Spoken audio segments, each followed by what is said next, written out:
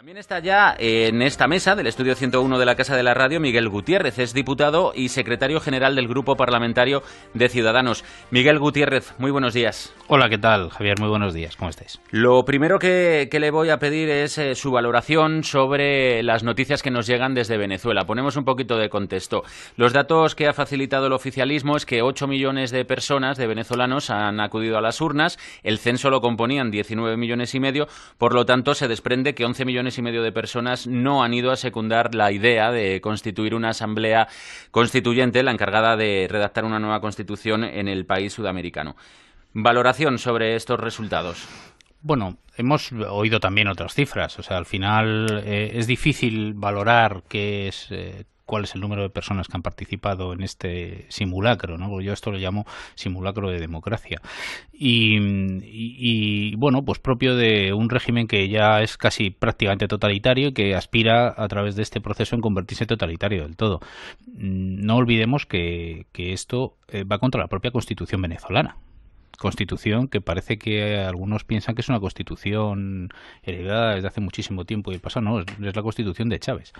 Esto es un golpe de Estado contra su propia democracia, es una especie de autogolpe de Estado en el que se ha metido Maduro, y yo desgraciadamente auguro un final complicado, y desde luego el escenario que se presenta para Venezuela no es hoy mejor que ayer o que antes de ayer, antes de producirse este fracaso de referéndum, diría yo, pero en todo caso augura un futuro negro. ¿Le parece suficientemente contundente la respuesta del gobierno español a lo sucedido en Venezuela? Pues yo creo que el gobierno podría haber hecho más cosas y desde luego con más contundencia. Nosotros siempre hemos exigido que el gobierno español actuara a través del Ministerio de Asuntos Exteriores de una forma más contundente. Lo que pasa es que me da la sensación de que España, con el gobierno del Partido Popular, ha ido perdiendo peso internacional. Yo creo que esto lo vamos viendo desde todos los tiempos que el propio Partido Popular pues lleva en el gobierno, y la verdad es que el Ministerio de Asuntos Exteriores cada vez es más inane y cada vez pinta menos, y parece, yo creo que un sitio donde España debía ser líder, que precisamente es en nuestras relaciones importantísimas y que siempre hemos mantenido con todo el mundo iberoamericano, pues parece lamentable que nuestro ministro de Asuntos Exteriores y todo su equipo pues no sea capaz de dar una respuesta más contundente de la que ha venido dando hasta la fecha. Nosotros hemos reclamado que no es suficiente con hacer declaraciones, sino que hay que hacer gestos que vayan más allá de simplemente hacer una declaración como la que puedo hacer yo en estos momentos, pero yo en el fondo no soy más que un diputado de la oposición, ¿no? Y claro, esto no es lo mismo. Yo creo que al gobierno hay que pedirle algo más que lo que podemos hacer los diputados de la oposición. Su partido pide que se dé un paso más, solicita sanciones. ¿De qué tipo serían esas sanciones? Bueno, lo que nos gustaría es que lo estudiara el propio ministerio y que esas sanciones, por ejemplo, nosotros hemos reclamado, que se llamara a nuestro embajador a consultas, que venga aquí y que se escenifique de alguna manera que nuestro rechazo a todo este proceso, y sobre todo, no olvidemos que es que ayer murieron 10 personas durante este proceso electoral, es que hay más de 100 muertos ya en Venezuela. No estamos hablando de algo menor, no estamos hablando de que sean dos posiciones y que unos digan una cosa y otros otra, no, es que estamos hablando de que hay mucha gente con una violencia en las calles tremenda, y en la que está muriendo mucha gente. Y cuando hablamos de morir mucha gente no estamos hablando incluso de niños, de menores, de adolescentes. Todos estamos viendo las imágenes de la represión de Maduro contra la oposición tremenda, incluso con la propia oposición en la cárcel, ¿no? Y ante todo esto, el gobierno español simplemente hace declaraciones. Bueno, nosotros creemos que hay otros mecanismos dentro del ministerio para hacer algo un poco más contundente. ¿Volveremos a ver a Albert Rivera en Venezuela apoyando a la oposición? Bueno, yo creo que nuestro apoyo a la oposición es claro y permanente. No le puedo decir si el señor Rivera irá o no. No tengo yo la agenda del señor Rivera como para decirle si va a volver a ir o no. Pero en todo caso ellos saben que tienen todo nuestro apoyo, y nosotros así se lo hacemos constar pues día a día, no solamente de vez en cuando hay medios de comunicación para que se vean, ¿no? Como otros líderes españoles, ¿no? Y estoy pensando en el señor Zapatero precisamente, ¿no? Nosotros la verdad es que apoyamos a la gente que lo está pasando mal, y sobre todo a una oposición que ha estado encarcelada, y una oposición democrática, gente que ha sido elegida por los propios venezolanos y que el señor Maduro ha metido en la cárcel. Y yo creo que esto es muy grave, ¿no? Y desde luego el apoyo de los demócratas siempre tiene que estar con los demócratas. Vamos a avanzar hacia otro asunto. Hablamos del desafío independentista en Cataluña. Volviendo a citar declaraciones de Albert Rivera, este mismo fin de semana el presidente de Ciudadanos tachaba de golpistas de coche oficial a los independentistas. ¿Cree usted que el presidente Carles Puigdemont subestima al Estado cuando dice que no va a acatar las resoluciones del Constitucional, un tribunal al que está dispuesto a desafiar y no cumplir sus resoluciones? Señor Puigdemont, todo lo que hace lo hace siempre de cara a la galería, ¿no? Y de cara a la galería significa, escenificando, porque ya es lo único que les queda, ¿no? El gobierno independentista, el señor Puigdemont, lo único que le queda es escenificar ya cosas, y porque ellos saben que el propio proceso, como ellos le llaman, pues está fracasado, no va a ningún sitio y no conduce a ningún lado más que al vacío, ¿no? Están ya en el borde del precipicio, ya se han asomado, algunos han asomado, lo han visto y han reculado, y todo el que recula y piensa en contra, pues el señor Puigdemont lo expulsa, lo quita y lo saca del gobierno, y ahí vemos la crisis de gobierno que ha estado teniendo un día tras otro el gobierno catalán.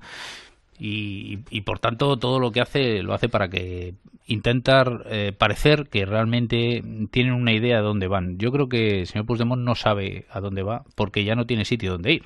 Y un poco lo que le digo, está al borde de ese precipicio, se asoma, lo ve y ve que lo único que puede dar es un paso para adelante para caer, y entonces ya no tiene sitio donde ir. Y lo único que hacen pues es aparentar que tienen una idea de hacia dónde deben de conducir este proceso, pero la realidad es que no tiene ninguna.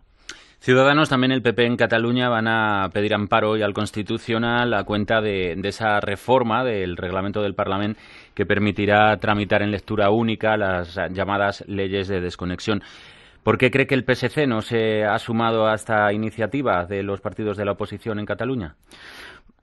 Pues es una buena pregunta, Javier. La verdad es que es una pregunta para hacer al propio Partido Socialista catalán, o yo diría que incluso al propio Partido Socialista Obrero Español, ¿no? Porque a mí me resulta del todo punto incomprensible que ellos no se sumen a pedir este recurso de amparo. No olvidemos que lo que ha hecho la mesa del propio Parlamento va en contra del dictamen de su propio Consell de Garantías Estatutarias. Va en contra de la Constitución española, por supuesto, como todos saben, pero va en contra también del Estatuto de Cataluña.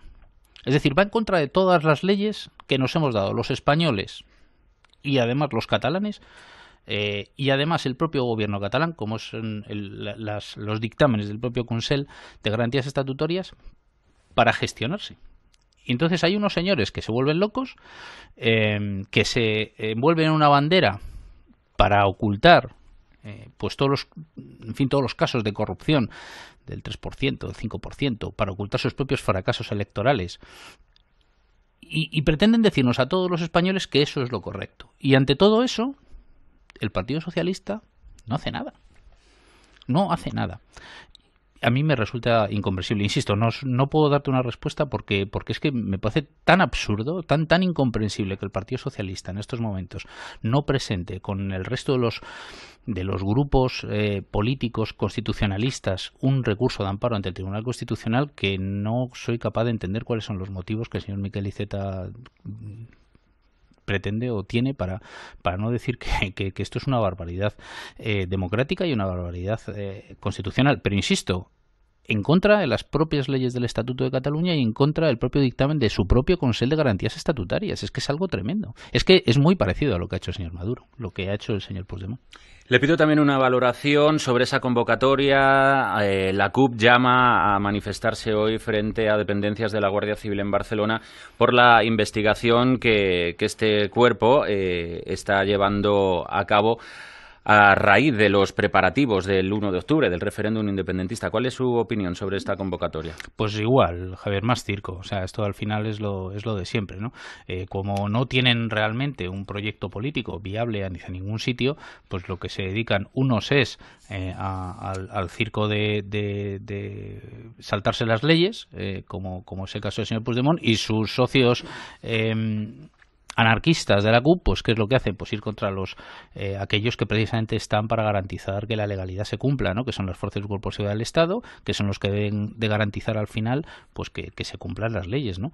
Y bueno, ¿qué hay que hacer? ¿Performance? Pues venga, yo creo que parece el mundo de la performance, ¿no? De todos estos partidos que se dedican a hacer performance en vez de realmente a preocuparse por todos los ciudadanos, legislar en favor de los ciudadanos y solucionar problemas que tienen los ciudadanos, pues yo creo que la política no es esto, y desde luego y menos la nueva política, ¿no? Yo creo que la política nueva es precisamente estar trabajando, como estamos otros grupos parlamentarios, hablando con la sociedad, hablando con los ciudadanos y planteando medidas para mejorarla. Esto de venir a hacer performance, ya sea a la puerta de un cuartel de la Guardia Civil, ya sea a las puertas del Congreso, ya sea dando vueltas con un autobús, o, en fin, oiga, yo creo que la política es otra cosa, no es el circo que estamos viendo. Miguel Gutiérrez, supongo que ha tenido ocasión de ver lo que ha dado de sí la clausura del Congreso de los Socialistas Andaluces este fin de semana. ¿Se cree usted la imagen de unidad que han pretendido dar Susana Díaz y Pedro Sánchez? Bueno, mi percepción en esto es desde quien lo ve por la tele, ¿no? Y lógicamente sin saber los entresijos de lo que hay dentro, yo creo que dos personas que han peleado de forma democrática, evidentemente, por este puesto de secretario general.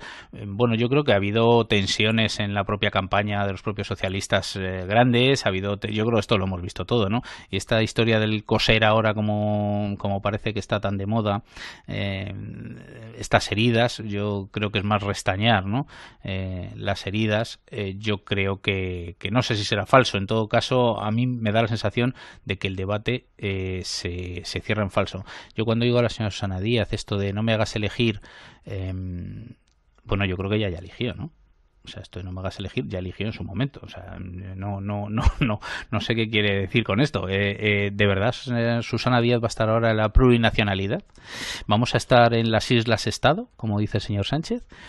No sé, a mí me cuesta trabajo pensar que o bien todo lo que nos contaba la señora Susana Díaz durante toda la campaña era mentira, o yo creo que hay que plantearse de verdad cuál es el modelo de Estado que entiende el Partido Socialista, porque yo el modelo de Estado que en estos días está contando el Partido Socialista que tiene, yo no lo entiendo. No entiendo un Estado con islas-Estado, que Formentera sea un Estado dentro del Estado. O sea, ya no ni siquiera la nación de naciones, ya es un Estado dentro del Estado, ¿no? No, de verdad yo creo que tiene una caraja importante y yo creo que por el bien de todos los españoles sería bueno y sensato que se sentaran a pensarlo en vez de estar haciendo declaraciones continuas, escenificando también, y vuelvo un poco al tema de que decíamos antes, ¿no? Del circo y de la escenificación y de la performance. Yo no me gustaría ver al Partido Socialista en una deriva de performance como estamos viendo en Podemos o como vemos en las CUP en la puerta de los... Yo le pediría un poquito, creo que es un partido con que debería ser más serio y debe dejar claro cuál es el modelo. Y de verdad quieren nación de naciones con islas-estado. O sea, de verdad el modelo que nos cuentan es el modelo bolivariano. Porque si es eso, si lo que queremos es que España sea Bolivia, hombre, que lo digan claramente. Pero más que nada para que los españoles lo sepan y puedan elegir las opciones. Y oye, y si España y la mayoría de los españoles quiere que de repente España sea Bolivia, pues oye, pues a lo mejor tendrá que ser así, si de una forma democrática esto sale. Pero a mí me cuesta mucho trabajo pensar que el Partido Socialista está en Bolivia, pensando en Bolivia cuando piensa en España, ¿no? ¿Qué receta tiene Ciudadanos para solucionar el desafío independentista en Cataluña? Pues mire usted, yo creo que en principio hay que hacer un país atractivo para todos, ¿no? Y España tiene que ser una nación atractiva para todos los españoles. Y por tanto, hay tensiones que hay que solucionar, claro que sí, y esto hay que hacerlo desde el diálogo, pero también desde una solución de todos para todos, ¿no? Y por tanto, lo primero que hay que hacer es que el Estado, y hablo del Estado en mayúsculas, ¿no? Del país, de la nación, sea capaz de configurarse como una nación solidaria, como de nuestro estado de autonomías. Yo creo que ha quedado completo y lo que tenemos también es que poner eso encima de la mesa. Hay que hacer unas reformas constitucionales que nosotros decimos que son actualizar la Constitución, precisamente para que este tipo de cosas la Constitución, mire usted, la Constitución lo que dejó fue un camino abierto, que era todo el desarrollo estatutario y de los estatutos de autonomía de todas nuestras autonomías, que ya se ha finalizado, que ya se ha completado. Bueno, pues una vez que se ha completado hay que cerrar, digamos, la Constitución, y la manera de cerrarla es reformar ese título octavo, reconociendo cuáles son todos los estatutos que se han creado, las autonomías que ya están trabajando de forma estatutaria, y a partir de ahí actualizar muchas cosas, como hemos hablado, cosas que tienen que ver con la mejora de nuestra propia democracia, con el control de nuestra democracia, con la regeneración de nuestra democracia, y componer la Constitución en el siglo XXI, que es donde está, ¿no?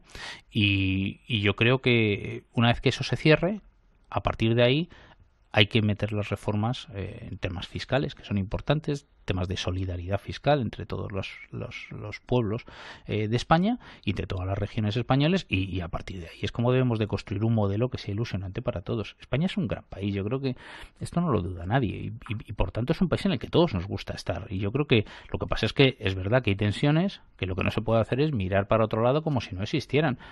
Este es el modelo que nosotros proponemos, un modelo que está basado en el diálogo y en construir entre todos. Vamos a avanzar hacia otro asunto antes de ceder el turno de palabra a los compañeros periodistas que nos acompañan esta mañana. ¿Por qué Ciudadanos no secunda esa iniciativa de Podemos a la que se ha sumado el PSOE para pedir explicaciones urgentes en el Congreso de Mariano Rajoy, el presidente del Gobierno, sobre la Gürtel? ¿Consideran estos grupos que Rajoy no asumió responsabilidades políticas en su citación del pasado miércoles? ¿Por qué Ciudadanos no secunda esa iniciativa? Vamos a intentar diferenciar ciertas cosas. O sea, aquellos grupos que piensan que un juzgado es el sitio donde se deben dictaminar o dirimir responsabilidades políticas, yo creo que están equivocados. Las responsabilidades políticas se dirimen en el Parlamento. Y las responsabilidades judiciales se dirimen en la sede judicial, que es lo que fue a hacer el señor Rajoy el otro día como testigo, por cierto. Nosotros no entramos en los procesos judiciales. Yo creo que los políticos, cuando hablamos de independencia, es que nos lo creemos, y cuando en Ciudadanos hablamos de que es necesaria una independencia de los poderes políticos, es decir, del poder político del poder judicial, de que el poder político saque las zarpas que hasta ahora tiene metidas dentro del poder judicial, pues es verdad, es que nosotros no queremos interferir en los procesos judiciales. Por tanto, los procesos judiciales que tenga el Partido Popular sobre su financiación, supuesta financiación irregular, o sobre su financiación irregular, pues que los diriman en la sede judicial, que es donde tienen que hacerse. Ahora, las responsabilidades políticas vamos a dirimirlas en el Parlamento de los Diputados, que es donde en la sede parlamentaria, que es donde se hacen y se dirimen las responsabilidades políticas. ¿Y cuál es la manera de dirimir, o cuál es la mejor forma de dirimir esas responsabilidades políticas? Pues nosotros entendemos que hay una comisión de investigación. Entendemos que ya hay una comisión de investigación abierta, que es una comisión de investigación precisamente sobre la financiación irregular del Partido Popular, y entendemos que ahí es donde tiene que ir el señor Rajoy, que entre otras cosas ya está, no citado todavía porque no tiene fecha y hora, pero sí está propuesto como compareciente ante esa comisión de investigación, y ahí es donde debe de ir a dirimir esta responsabilidad. ¿Por qué ahí? Pues por una razón muy sencilla, porque primero, en una comisión de investigación el señor Rajoy no puede mentir, porque no se puede mentir en una comisión de investigación. Lo dice la ley así. En segundo lugar, porque el formato en el que se producen estas comparecencias es un formato en el que uno va a preguntar al compareciente, en este caso al presidente del gobierno, al señor Rajoy, va a preguntarle y le va a intentar ir acorralando con las preguntas hacia una línea argumental que uno debe de prepararse. Y ahí es donde se verán si el señor Rajoy tiene contradicciones políticas o no las tiene, y por tanto se miran esas responsabilidades.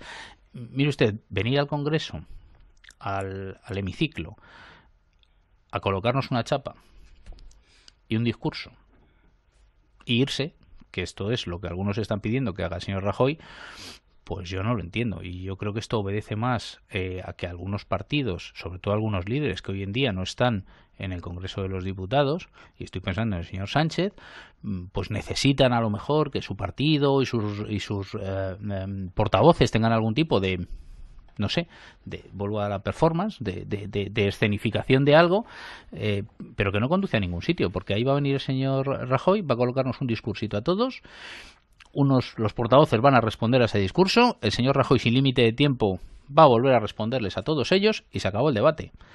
¿Y usted cree que eso es dirimir responsabilidades? Lo hemos visto hace nada en una moción de censura fallida. Es el mismo formato que la moción de censura, más cortito todavía, mejor todavía para el señor Rajoy. más cortito, sin menos intervenciones, sin menos dúplicas. Hombre, a mí me parece que una comisión de investigación, ojo, preguntado por todos los portavoces uno tras otro e interrogado por todos los portavoces, yo creo que esto es una cosa mucho más importante y mucho más seria que ir a colocarnos una chapa y un discurso de 20 minutos, media hora, una hora, o lo que él quiera, porque no tiene límite de tiempo para hablar y vuelva a decirnos, en fin, todas las bondades, todas esas cosas que ha hecho el Partido Popular para regenerar la vida política española que nadie se cree porque al final no ha valido para nada. ¿Cree que va a tener coste electoral o que ya está teniendo coste electoral el apoyo de su formación a un PP señalado por diversos casos de presunta corrupción? Hombre, pues yo creo que no por dos cosas. Primero, porque yo creo que las encuestas, aunque pese a que muchos, yo sé que esto a muchos les duele, ¿no? Pero la realidad es que las encuestas que estamos viendo, y una acabamos de ver este fin de semana, y nosotros no hablamos nunca del valor absoluto de la encuesta, pero sí de ese trabajo que nosotros estamos haciendo todos los días y que al final los ciudadanos están reconociendo.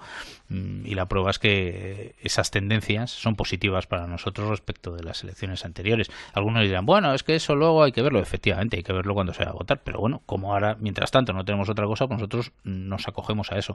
Yo creo que la percepción de lo que estamos haciendo es buena porque, les voy a decir una cosa, si no hubiera habido gobierno,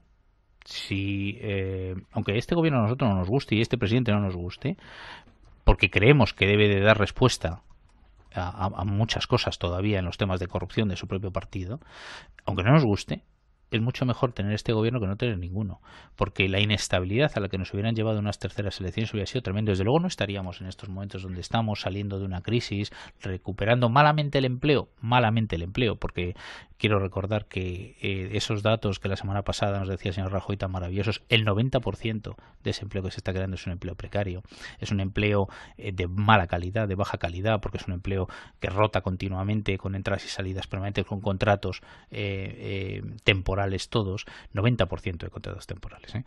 Bueno, a nosotros nos parece que hay que hacer un modelo laboral mucho mejor, desde luego, y en eso estaremos seguramente en la siguiente inicio de sesiones a partir de septiembre proponiendo este tipo de cosas. Y cuando los ciudadanos ven que un grupo parlamentario, que un partido político, pues lo que hace es proponer precisamente cosas a los ciudadanos, pues es cuando empiezan a apreciar y condiciona los gobiernos en los que está, condiciona sobre todo la regeneración de esos gobiernos, pues yo creo que es cuando los ciudadanos empiezan a considerar y a ver positivo que los nuevos partidos, algunos de los nuevos partidos, hemos llegado realmente para cambiar las cosas. Estamos en conversación con Miguel Gutiérrez, diputado y secretario general del Grupo Parlamentario de Ciudadanos. Ahora le cedo el turno de preguntas al compañero Luis Alejandre. Luis, adelante. Buenos días, señor Gutiérrez. Le hablo, ¿me oye bien? Sí, claro que sí. Le hablo desde la isla-estado de Menorca y me ha hecho gracia la referencia a Formentera, porque en Menorca estamos también sensibilizados. Coincido con usted en la comparación que hace de ciertos aspectos de Maduro con Puigdemont. Es decir, que Maduro se quiere cargar la constitución que hereda de Chávez, Maduro no escucha a su asamblea, Maduro viola propias leyes. Y bueno, y la comparación es casi inmediata. Bueno, mi pregunta va un poco más hacia la política que llevan ustedes, que conocen muy bien Cataluña. Pregonan muchas veces, y hoy no la he sacado como idea directa, el adelanto de elecciones autonómicas de Cataluña como única solución.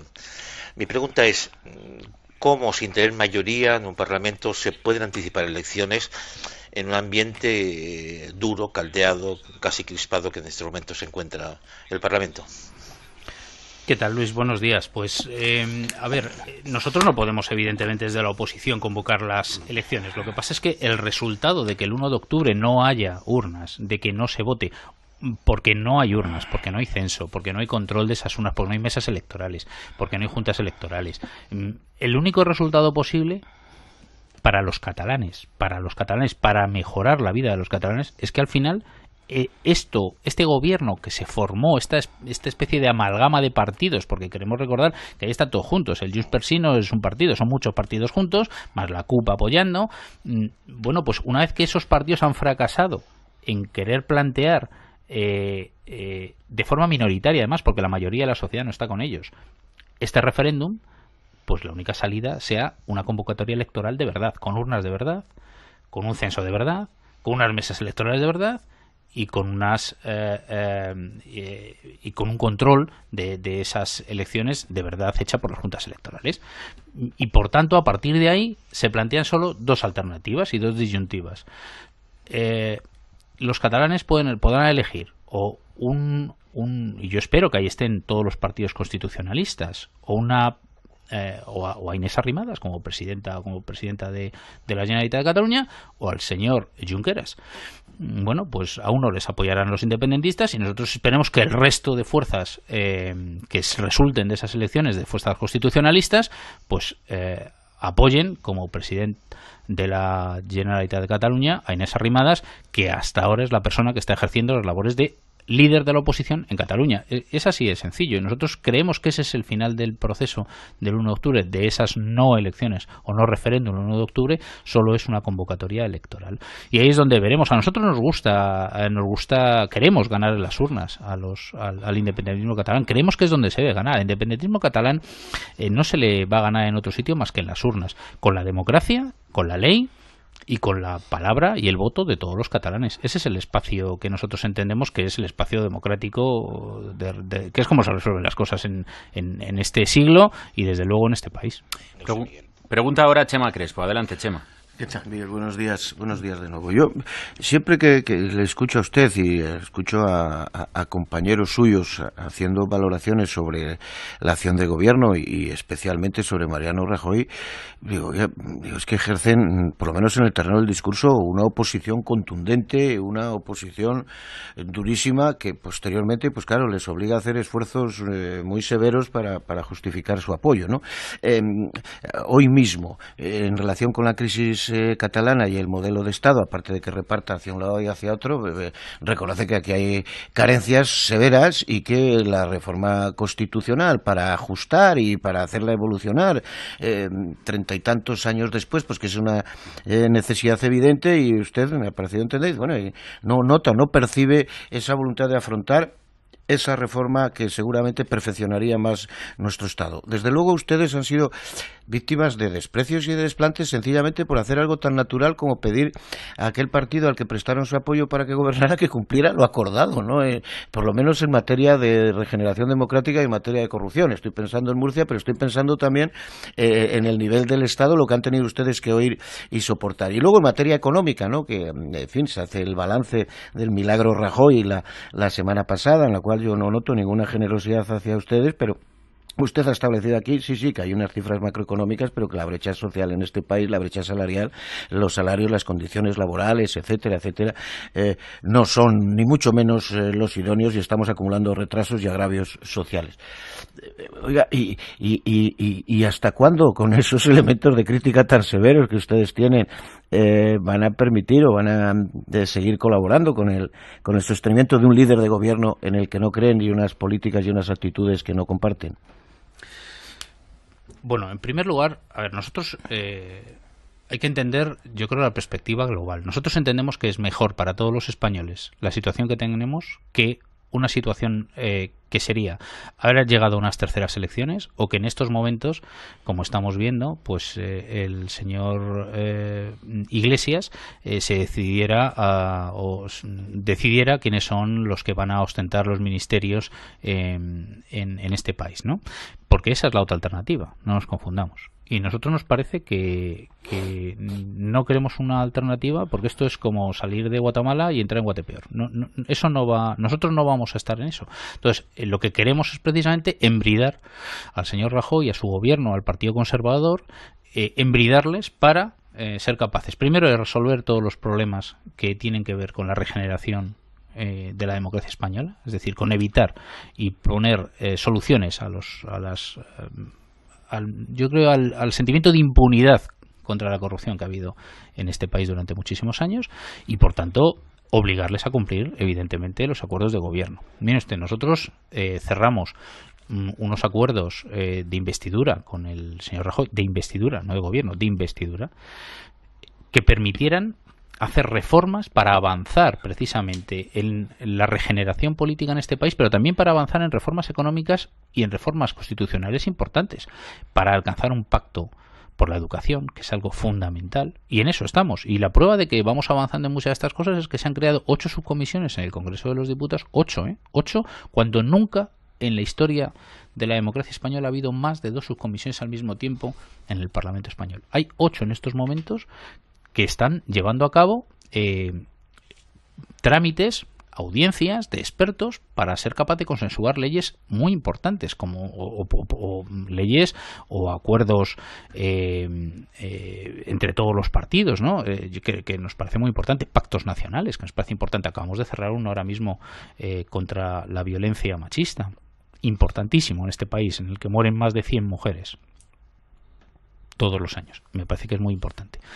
100 mujeres asesinadas, no que mueran de cualquier forma. Mujeres que mueren asesinadas todos los años. Bueno, yo creo que este pacto ha sido muy importante, pero como ese, tenemos un pacto nacional por la educación para que de verdad haya un modelo de educación que sea un modelo para todos y no un modelo partidista en el que cada 4 o 8 años vayamos cambiando el modelo educativo, un modelo para una generación entera. Hay muchísimas reformas, estamos hablando de reformas de la ley electoral, que yo creo que es otra de las grandes cuestiones pendientes en este país, reformas del reglamento del Congreso de los Diputados, y mientras tanto vamos construyendo cosas. Hemos sacado una ley de autónomos, Ciudadanos, la primera ley que Ciudadanos ha sacado, una ley de autónomos para mejorar la vida de todos los autónomos españoles, de los que nadie se había acordado durante los últimos 30 años.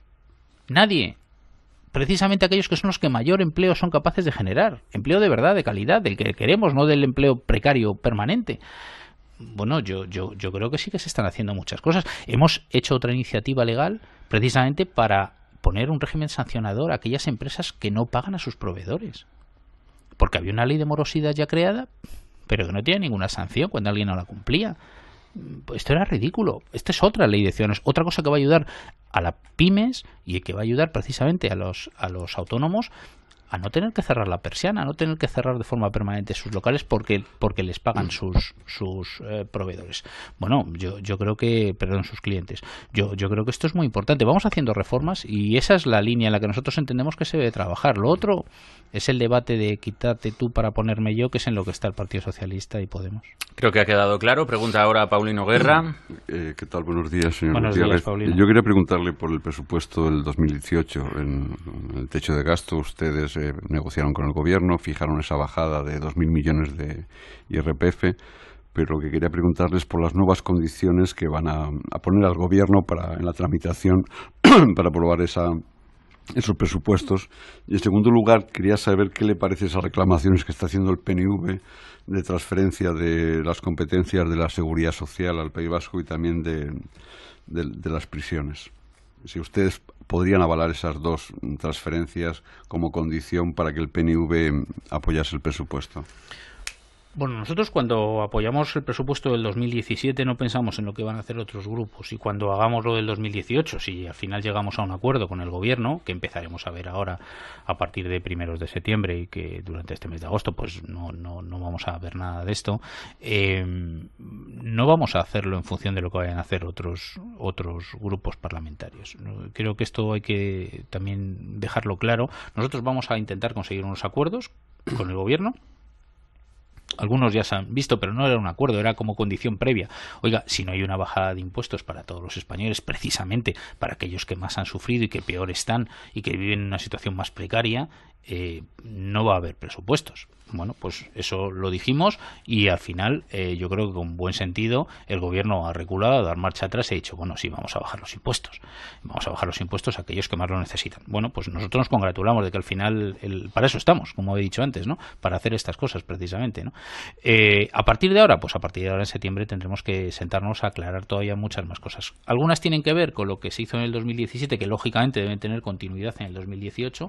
Había partidas comprometidas en el 2017 que en el 2018 tenían que crecer, pero que tenemos que negociar ahora, como son partidas que van ligadas a la dependencia, como son partidas que van ligadas precisamente al tema de igualdad, que se ha cerrado o la violencia machista, que se ha cerrado en la subcomisión, pero que hay que ver reflejado si eso queda en los presupuestos del 2018. Nosotros exigiremos que así sea, es decir, negociaremos muchas cosas que tienen que ver también con la mejora de las inversiones. Es importante que España recupere por parte del Estado inversiones que no había realizado hasta ahora. Hasta ahora nos hemos dedicado a hacer inversiones en aves que no paran, estaciones de ave que no paran, en las que nunca se bajan y suben viajeros, o en aeropuertos en los que nunca van aviones, y nos dejamos inversiones tan importantes como, por ejemplo, le voy a contar la valla de Ceuta. Yo estuve en Ceuta hace 2 semanas, estaba allí haciendo una visita de 2 días y la situación de la ciudad de Ceuta es tremenda. O sea, o hay inversión de verdad para solucionar los problemas de la ciudad de Ceuta, o la ciudad de Ceuta en 5 años estará en un colapso económico y tenemos un problema importante. Entonces, el Estado debe recuperar la capacidad de invertir en aquellos sitios donde se necesita y no en aquellos sitios donde los amiguetes utilizan esas inversiones para forrarse. Yo creo que esto es una de las cosas más importantes y esto es lo que nosotros obligaremos precisamente en los presupuestos del 2018. Perdóneme, igual he entendido mal. Entiendo que ustedes no ponen obstáculos a transferir al País Vasco prisiones si así lo decidiese el gobierno. No, yo no he dicho eso. Yo no ha contestado, de hecho, Paulino. Yo no he dicho eso. Lo que yo he dicho es que nosotros no comprometemos en nuestros presupuestos lo que el gobierno cierre con otros partidos políticos. Luego lo votaremos o no lo votaremos. Y sí que le digo, nosotros no estamos a favor de que el gobierno vasco tenga competencias sobre prisiones, porque no las tiene ningún otro gobierno autonómico. Entonces, no estamos de acuerdo en ese sentido, y igual que en el tema de seguridad social. Verdad. Lo tiene Cataluña. Bueno, es la única autonomía que lo tiene. Pero creo que hay 17 autonomías en estos momentos, y creo que eso forma parte de un debate más global y no que se debe ir resolviendo en función de los intereses presupuestarios o acuerdos presupuestarios de cada año.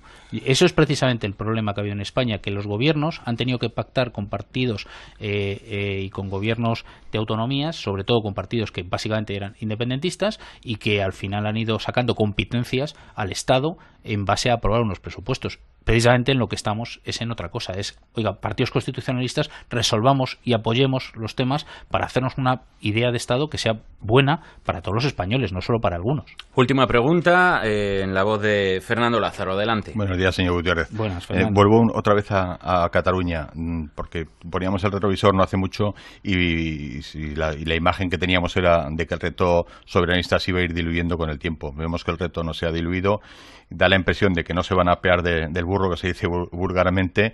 Entonces, mi pregunta es, si al final desde el Ejecutivo tienen que tomar una decisión de intervención en la autonomía, vía 155, vía otra normativa legal, ¿contarían con el apoyo de Ciudadanos?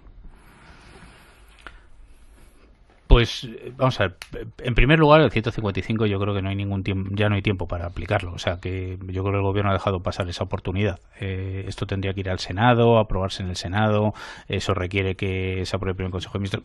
Yo no veo espacio político para hacer esto antes del 1 de octubre, honestamente, pero en todo caso nosotros siempre hemos dicho que esto no es de aplicar un artículo o de aplicar otro. Lo que hay que hacer es tener una idea y dar una solución de país, que es lo que no ha estado haciendo el gobierno.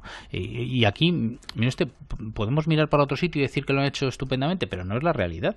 El gobierno no ha hablado bien con Cataluña, y es verdad y es lógico que haya demandas en los ciudadanos catalanes que no se encuentran recogidas esas demandas por lo que han hecho por lo que el gobierno de todos los españoles está haciendo o está intentando o debería dar respuesta, ¿no? Y por tanto a mí me parece perfectamente lícito que haya ciudadanos en Cataluña y en otros sitios de España que quieran exigir del gobierno nacional otras cosas. Lo que hay que hacer es sentarse de verdad, pero primero, y para eso hay que tener una idea de verdad de país. Y yo creo que esto es una de las cosas que al propio gobierno del Partido Popular le ha fallado durante todos estos años. No que no tenga la idea de país, sino que no sea capaz de ofrecer esa idea consensuada con todos los grupos parlamentarios. Y esto al final crea estos problemas. Yo creo que el camino debe ser precisamente todo lo contrario. Primero, ir a unas elecciones en Cataluña, unos partidos constitucionalistas en Cataluña con una idea común, con una idea de país, y que al final seamos capaces de defenderse y ganar al independentismo catalán. Donde hay que ganarle, que es en las urnas, no a través de artículos constitucionales. Pues así terminamos esta larga entrevista a Miguel Gutiérrez, diputado y secretario general del Grupo Parlamentario de Ciudadanos. Miguel Gutiérrez, muchísimas gracias por habernos acompañado hoy en las mañanas de Radio Nacional de España. Un abrazo. Muchísimas gracias a todos vosotros y muy buenos días.